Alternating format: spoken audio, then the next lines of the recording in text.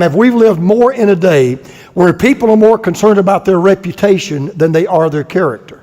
We don't seem to think a lot about character. We put everything on reputation. The problem is they don't always match up. See, your reputation is what people think you are when they look at you through a window. Your character is what you know you are when you look in a mirror. Your reputation is what people think you are on the outside. Your character is what God knows you are on the inside. It's been said that people are like trees. And your reputation is like this. It's like the shadow of the tree. Let me put it this way. The shadow of the tree is your reputation. The fruit of the tree is your personality, but the root of the tree is your character. Abraham Lincoln said, character is like a tree and reputation is like its shadow. The shadow is what we think of it, but the tree is the real thing. So here's the question I want you to start asking, and I want you to start asking every single week as we go through this series on character. The question is, if your reputation met your character on the street, would they recognize each other? If your reputation met your character on the street, would they recognize each other? Now, I'm begging a question. You say, okay, well, what is good character? I mean, what does it mean to have the kind of character that I know that God wants me to have? What would be the character traits that would be true of you if your character was not just what you wanted to be, but what God wanted you to be? What would your character be? What character traits would you have if you were not just good, but you were godly? If you really had the character that God put you on this earth to have. And I want to submit to you, the very first trait we're going to start with is not coincidental. I didn't pull this out of a hat. As I began to study character like I've never studied anything in the last year of my life, it hit me, one thing kept coming to the top. One thing kept saying to me, this is the bottom line. This is what makes the engine of character go. Because if you truly want to have the character that you ought to have, if you want to be the kind of person people really ought to know, it all begins with integrity. If you were building a house called character today, the foundation would be integrity. You know, there's something I heard a long time ago that I've seen it proven true over and over in my own life. Everything rises and falls on leadership. That's true. Everything rises and falls on leadership. But I've learned something else. Leadership rises and falls on integrity. That's where it all begins. That's where it all starts. In fact, I'll tell you how important integrity is. Integrity is so important that if you don't have integrity, you will rarely have or display any of the other characteristics at all. As a matter of fact, it's worse than that. If you don't have integrity, you probably won't have hardly any of the other character traits at all. Integrity is more important than fame, more important than fortune, more important than position, more important than possessions, more important than popularity. Let me tell you why this is such a big deal. What you accomplish will make your name known, but your integrity will determine whether your name is worth knowing. There's a lot of famous people, if I were to name them, you would know them, but deep down you'd automatically say, yeah, I know who they are, but based on their character, their name really isn't worth knowing. So today, we're going to study a man that I believe, as I've studied the Bible, is the absolute epitome of integrity. If you cut this man, he would bleed integrity. As a matter of fact, it's because of his integrity we even know his name. It is because of his integrity he has a book in the Bible. His name was Daniel. Yes. Now, when I mention Daniel, those of you who know anything about the Bible, if we were to do a little kind of, little test here, and I said, okay, what's the first thing that comes to your mind? I say Daniel, what would you probably say? Lion's den, right? Everybody knows about Daniel and the lion's den. But here's what people miss. The most important part of the story that we're going to read this morning is not about Daniel in the lion's den. We're going to read about it. That's the most important part's not the lion's den. The most important part of the story is not that he was thrown in the lion's den. The most important part of the story is, why was he thrown into the lion's den?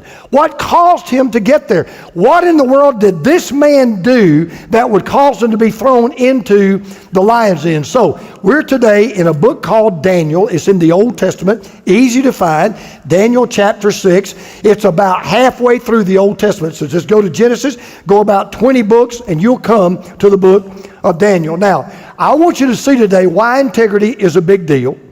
I want you to see why you will never do anything greater for your children and your grandchildren than to teach them the value and the virtue of integrity. And I want to show you why we ought to make integrity the DNA of everyday life. Now, I'm hoping you're saying right now, I'm kind of like a football coach trying to get you guys fired up, right, on the first of the year. And I hope you're saying, yeah, man, I want to be a man of integrity. I want to be a woman of integrity. I want to be a person of integrity. Well, if that's you, and oh, by the way, the only life worth living is a life of integrity.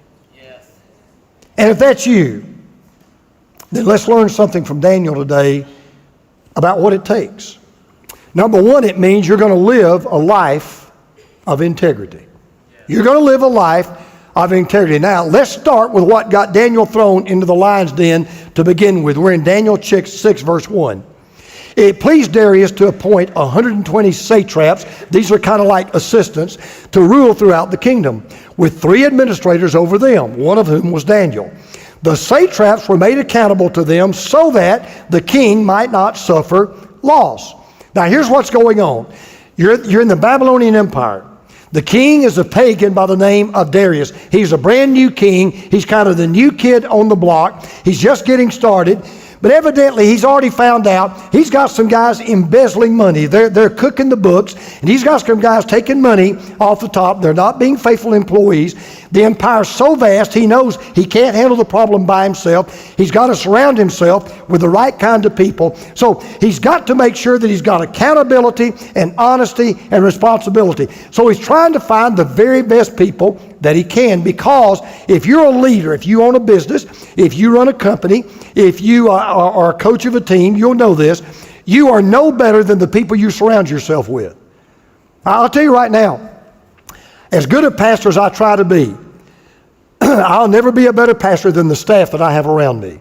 My staff will never be better staff than the people that they have around them. Any wise leader knows if I want to be the best leader I can be, it all starts with surrounding myself with the best people. So the king's got some big decisions to make. I've got to get people around me that I can trust. Now, I'm sure it took him a while to decide who 120 people were going to be, who are going to fill 120 positions. But there was one decision, it was easy. There was one decision he just knew, oh man, this is automatic. There was one choice that was obvious. Watch this. Now Daniel so distinguished himself among the administrators and the satraps by his exceptional qualities that the king planned to set him over the whole kingdom. Let me tell you about Daniel. At this time in his life, Daniel is 85 years old. It's time for Daniel to kind of, ride off into the sunset, go to the condo down at the beach, sip orange juice, take it easy. Nope, he's been called back into public service. He's been serving the Lord in Babylon for over 70 years. This is now the 3rd king he has served under. This king does not know him. This king's never met him, most likely, did not know even what Daniel looked like. You say, wait a minute. If he had never met Daniel, didn't even know what he looked like, how in the world would he choose Daniel? Why was that such an obvious choice? It's because everybody knew about Daniel. He may not have known Daniel, but everybody knew about Daniel. He was a household name. Because when you read the first 5 chapters of Daniel, his reputation preceded him. So for 7 decades, 70 years, Daniel had proven himself to be a man of absolute, uncompromising, complete, impeccable integrity. So the king says, bring this guy Daniel to me. I don't even need to ask about him. I don't need to see his resume. His reputation goes before him. I know exactly what he's like. He's the guy I want in charge over everybody else. He's the guy that I want second in command. And that really shouldn't surprise us. Because I've seen it happen so many times in my own life. Integrity is the cream that always rises to the top. Always. Integrity trumps ability every time. Every single time, integrity trumps ability. Listen, you want to teach your kids a great lesson about how to go far in life? Let me help you. There is no limit to how far anybody can go in life if one thing is true about them. If people know about you, I can always trust you to do the right thing. There's no limit to how far you can go. Amen. If people say, you know, I know she'll do the right thing. I know he'll make the right call. I know he'll walk the right path. I know he'll say the right word. I know she'll do the right thing. There is no limit to how far you can go. And there was one thing everybody knew about Daniel. He's going to do the right thing. Doesn't matter what it costs. Doesn't matter what price he has to pay. He's going to do the right thing. So understand, Daniel was not promoted because of his temporal seniority. It wasn't because he was the oldest. It wasn't because he'd been around the longest. He was promoted because of his moral superiority. His character was a cut above everybody else. Then you say, boy, that's great. Well, yes and no. Because what you're about to see is his integrity is what got him in such deep trouble. Because we keep reading. At first, at this, the administrators and the satraps tried to find grounds for charges against Daniel in his conduct of government affairs, but they were unable to do so. They could find no corruption in him because he was trustworthy and neither corrupt nor negligent. Now here's what's going on. There was this good old boy network. They had been skimming off the top, and they knew these days were over as long as Daniel was at the top. Now don't read anything into this. It's just because it's out there and make it kind of modern. They said if he comes, he's going to drain this swamp. And we're a big part of the swamp. And if we don't want the swamp drained, we got to do something to get rid of this guy. And by the way, it was even worse. They also knew that Daniel was a foreigner. He was an immigrant. He was an outsider. He was a Jew. And they could not stand the thought of somebody not like them being over them. So here's what they do. They launched this full-scale investigation into his life. They throw everything at him. They put a tail on him. They hire private investigators. They bug his telephone. They analyze his tax records. They examine his bank statements. They interview people that went to high school with him. Interview people who went to college with him. They do this exhaustive investigation. And at the end of the day, what do they find? Nothing. Nada. Zero. Zip. They bring in the FBI. They bring in the CIA. They bring in the IRS. They give them carte blanche. They say turn over every rock, look under every bed, open every door and every closet. And at the end of the day, they can't lay a glove on him and they can't believe it. Don't take this the wrong way, by the way, if you work for the government. But let's be honest. They're sitting here thinking, wait a minute. You've worked for the government 70 years and you've not done one thing crooked? Really? You've never used your power to leverage to get a little kickback here? You've never leveraged your influence to make a stock deal over here? You've never leveraged your influence to make sure you got in on this land deal over here? You mean we can't find anything wrong? We can't find anything to cut you down to our size? But after putting Daniel under the microscope, all they found was that for 70 years, Daniel had been honest. Daniel had been hardworking, and Daniel had been holy. So how does this investigation end? Watch this.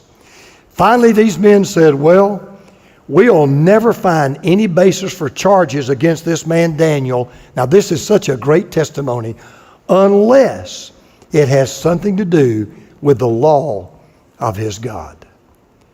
Can I tell you something? That is one of the greatest testimonies about anybody you'll ever read in the Bible. Here's what they said. If we try to get this guy on some moral charge, we're going to strike out. If we try to get this guy on some ethical charge, we're going to strike out. So here's what we will do. Let's make him disobey God. That's how we will nail Daniel. Let's put him in a position where he has to disobey God. Because you see, when you live a life of integrity, here's what you'll find. Your life will become surrounded with a force field of righteousness and a force field of goodness that is so strong it can withstand any investigation. It can withstand any accusation. Now, hopefully about this time in the message, you're going, man, I am wired up. I am fired up. Where do I get to the integrity buffet? I'm ready to eat. Not so fast, my friend. Because if you're going to live a life of integrity, and this has never been truer than it is in the 21st century. It's never been truer in our country than it is today. If you're going to live a life of integrity, you're going to have to count the cost of integrity. That's right. You say, what do you mean, the cost? You're free to exercise integrity. But you never exercise integrity for free. You're free to exercise integrity, but integrity is never free to exercise. Because take the story of Daniel. I mean, after all, this wasn't his first rodeo when it came to his integrity, but it would prove to be potentially the most costly of his times to be a man of integrity. So here's what happens. So these administrators and satraps went as a group to the king. They said, may King Darius live forever. They're buttering him up. May he live forever. The royal administrators, the prefects, the satraps, the advisors, and the governors have all agreed, parenthesis, except Daniel, he doesn't even know what they're doing, that the king should issue an edict and enforce the decree that anyone who prays to any god or human being during the next 30 days, except to you, your majesty, shall be thrown into the lion's den. Now, your majesty, issue the decree and put it in writing so that it cannot be altered in accordance with the law of the Medes and the Persians, which cannot be repealed. Now, give these guys credit. It is a brilliant idea. Because you know what they know? You know what they've just done? They have just checkmated Daniel. They have just put Daniel in a corner he can't get out of. They said, okay, buddy, we tried to find an immoral charge. That didn't work. We tried to find an ethical charge. That didn't work. So here's what we're going to do, Daniel. We're going to make your faith illegal. Because there's one thing Daniel never did hide. He prayed every day, 3 times a day, to the only God that there is. He prayed to the God that the Babylonians ridiculed, that the Babylonians made fun of, that the Babylonians joked about, that the Babylonians were vulgar about, that the Babylonians totally rejected. He didn't care. Every day, threw open his windows for everybody to see. And 3 times a day, he would pray to this God. And they knew, if we pass this law, we are guaranteed that Daniel will get a 24-karat gold-plated reservation to the lion's den. And you say, wait a minute, stop, wait a minute. How could they be so sure that their plan would work? I mean, how did they really know what Daniel would do? Well, it was really easy. They knew Daniel. Because for 70 years, when it came to Daniel's report card on integrity, all he ever got was A's. Yes. When it came to Daniel and he had to take the test of integrity, he always made 100. They knew he won't fold, he won't bend, he won't bow, he won't compromise, he will die before he'll do that. Because they understood how Daniel made every decision in his life. Theodore Hesburgh, the former president of Notre Dame, he said something that when I read it, I thought it's one of the greatest things I've ever read in my life. He said, my basic principle is you don't make decisions because they're easy. You don't make them because they're cheap. You don't make them because they're popular. You make them because they're right. Now, I said something at the 9:15 service, went in my notes, and I started not to say it, and I thought, no, I'm not going to discriminate. I'll go ahead and say it here, okay? You paid equal money to get in, so I'm going to say it to you. I am not being political when I say this. It just has political repercussions. I just got to say this. It is immoral, and it is insane that we're passing a $20 trillion debt to our children and our grandchildren that they'll never ever pay off. It's just immoral. It's insane. And you know why? Because we've got politicians up there, they won't make the right and the hard call. They make the easy call, they make the cheap call, and they make the popular call. So our debt keeps going up and up and up. And if you don't think integrity is important, I just told you why, just for our children and just for our grandchildren, this is really, really a big, big deal. And though the king thought Daniel had been involved in the decision, these men had lied. Daniel didn't know anything. So we read this. Now when Daniel learned that the decree had been published, he didn't even know about it. Now I don't know how he knew about it. Read it on Twitter, heard it through the grapevine, got a text, read it in the paper, I don't know, but all of a sudden he says, wow, they just passed a law, I can't pray anymore for 30 days. And the rubber just hit the road in Daniel's faith. And you know, it's really sad if you think about it. Here's a guy that for 70 years did it right. Lived a lifetime of honesty, decency, godly integrity, served faithfully, loyally under every king he had ever served, had always done what was best for others, always put his country first, always put his neighbor first, always put his friends first, always put the king first. And now what is he getting for it? A gold watch? A statue in his honor? Severance package? Lifelong pension? Stock options? No. He's getting an all-expense paid free trip to the lion's den. He's about to lose everything. His security, his position, his income, his influence, his friends, his own life. I want to say it again. You are free to exercise integrity, but it is not free to exercise integrity. But this is the most important part of this message. I want you to hear this. Integrity is not so you can always get what you want to have or go where you want to land, but to be who you ought to be. And you got to make up your mind. If it's more important that you get what you want to have, or it's more important that you go where you want to land, you will never be a person of integrity. You got to make up your mind. There's something more important than any of that. It's who I ought to be. And so Daniel was going to do whatever he did next. His eyes are going to be wide open. He knows full well the cost he may incur. And he came through just like they knew he would. He went home to his upstairs room where the windows opened toward Jerusalem. 3 times a day he got down on his knees and prayed, giving thanks to his God. Now would you read the rest of these words with me? Nothing changed. For 70 years, nobody had ordered Daniel to pray.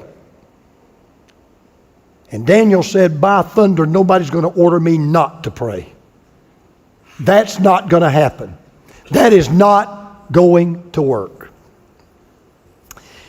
Now, this is this part of the message where I have to ask an honest question. And I want you to know that before I'm asking you this question, I'm asking me this question. And I bet you know what that question is, because it's not going to be comfortable for any of us. You know what it is, don't you? Yeah, you know what it is, don't you? Yeah. You ready? Everybody buckled up? What would you have done? So they passed a law today. We ever see you praying openly in public, you go to jail the rest of your life. What are you going to do? We see you go to church ever again on a Sunday, we're going to throw you in jail the rest of your life. What are you going to do?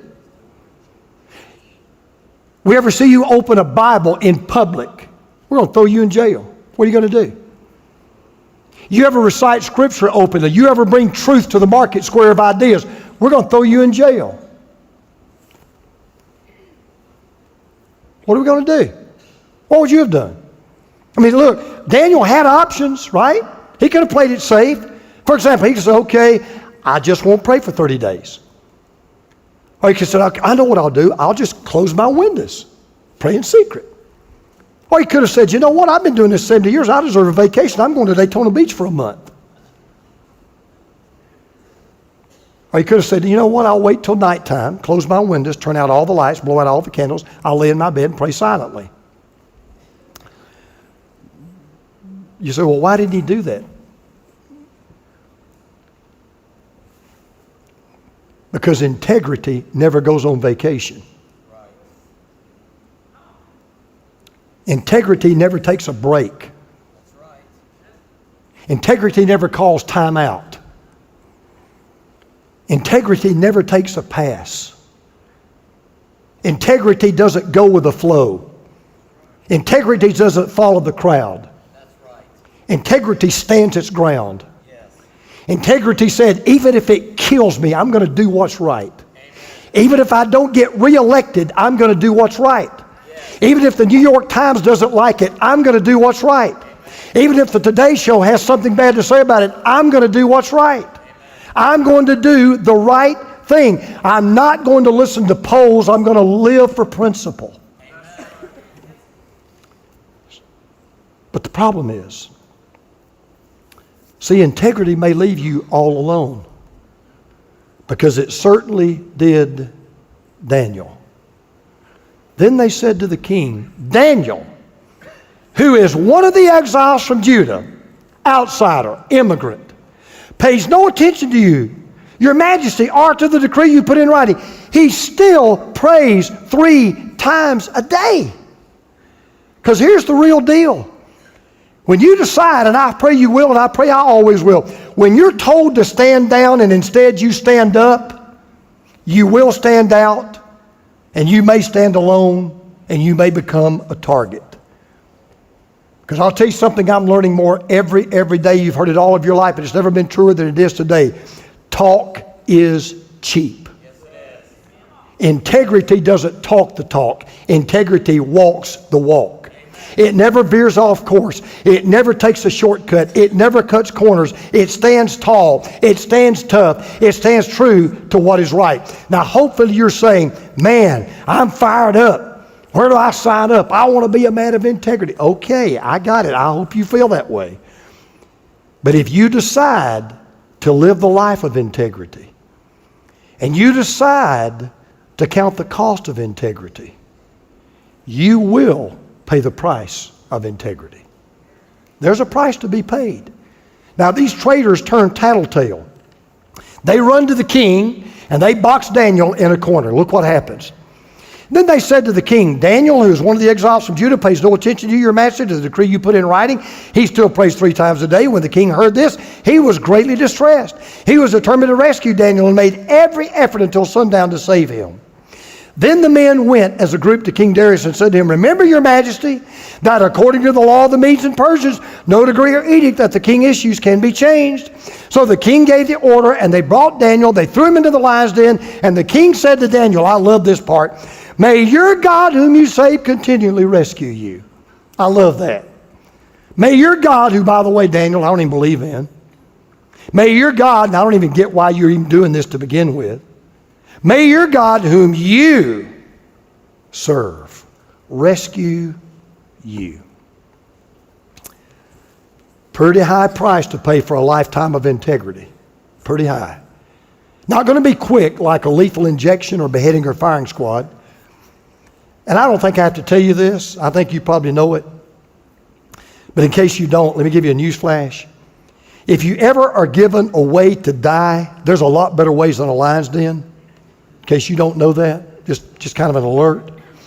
I found this out kind of firsthand. We were recently, I was in Africa on a mission trip. And after the mission trip was over, our group, we got to go down. That's what I never ever thought I'd get to do. We went out into the bush and we went on a safari. And I'll never forget, we saw these lions. There were lions as close from here to Teresa from me. I mean, I'm sitting in this Jeep. And there's these lions. In fact, we got to see a lion hunt at the end of the day.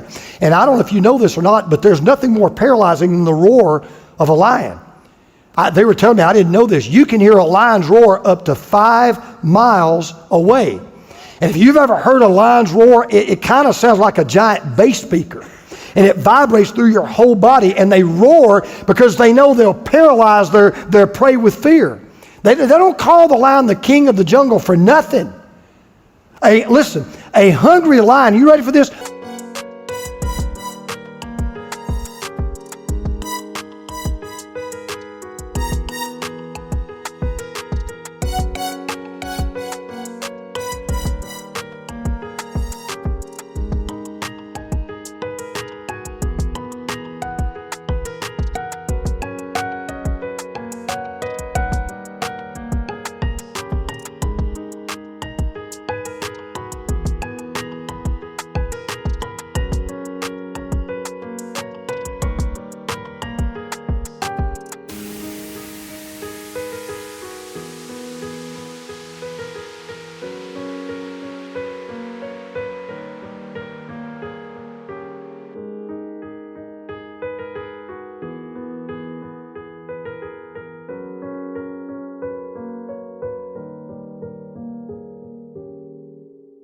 A hungry lion can eat 30% of his body weight in one sitting.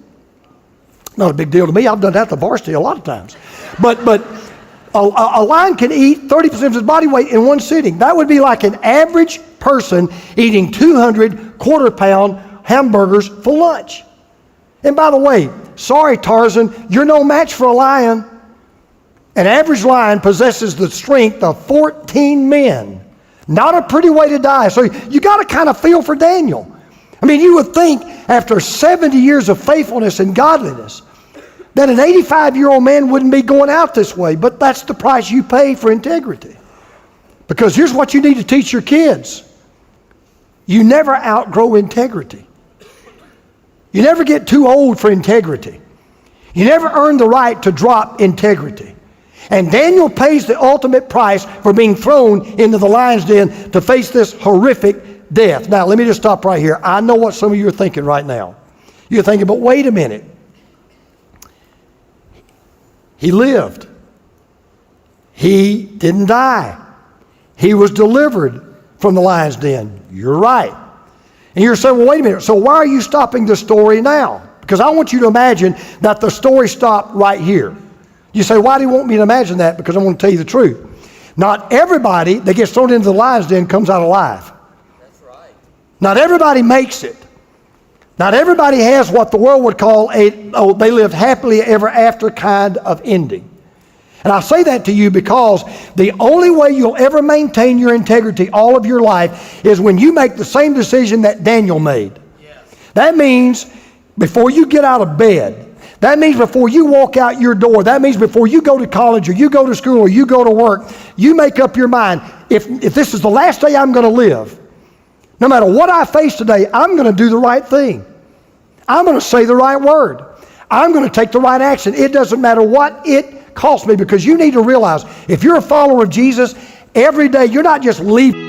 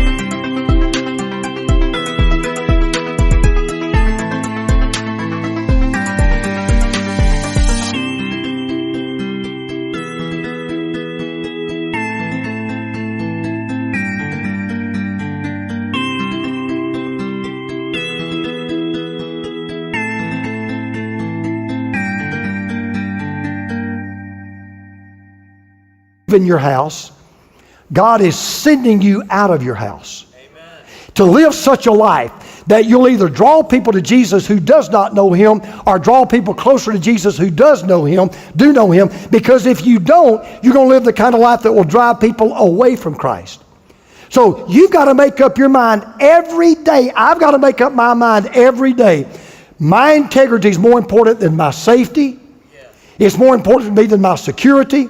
It's more important to me than my job. It's more important to me than my prosperity. It's more important to me than my position. It's more important to me than my popularity. Because at the end of the day, when you get home and you get ready for bed and you start to lay your head on your pillow, you should always be able to answer one question 100% in the affirmative. And the question you ought to be able to answer is not, did I do things right? The question you better be able to answer is, did I do the right thing?